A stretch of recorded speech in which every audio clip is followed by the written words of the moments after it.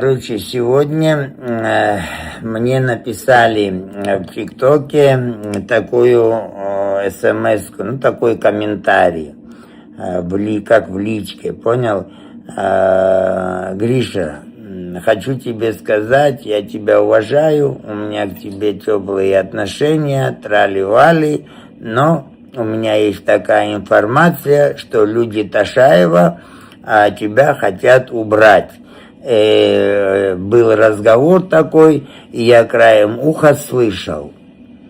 Ну, я ему ответил, я говорю, ну, хотят, хотеть не вредно, пусть делают. Я понимаю, что сегодня можно каким-то бешеным, блядь, нелюдям заплатить бабки или там что-то им в уши нашептать и сказать, он такой, надо его убрать. Все, а им наплевать, и они не будут рассматривать и смотреть, кого, чего. Дали бабок, все, фас, вперед, понимаете? Я когда говорю, что люди, которые готовы за деньги убивать, людей убивать за деньги, готовые вот эти вот, как их назвать, даже я не могу подобрать, шакалы, которые готовы за деньги человека убить, для меня это равно они бляди. По-другому я не могу их назвать.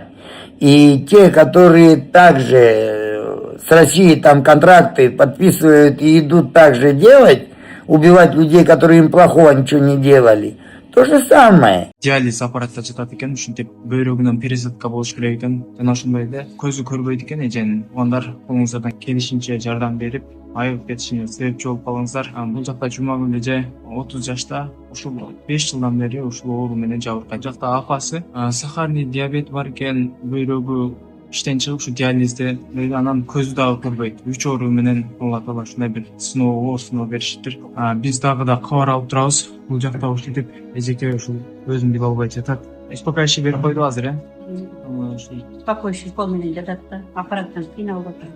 Апасы дагы бул жакта ушул кыз үчүн чуркап, көп жылдан бери кыздын аркасында больница менен кыдырып ушул жакта жүргөн учуру. Операцияга $22,000 сурап атышыптыр. Врачтар чет өлкөдө болот экен, Турцияда же болбосо Индияда эки өлкөнүн бирөөсүндө болот. Колуңуздардан келишинче ушул каражат сиздер үчүн, көпчүлүк үчүн аз эле каражат, биз эле ушул каражат чогулуп кетет деген үмүттөбүз.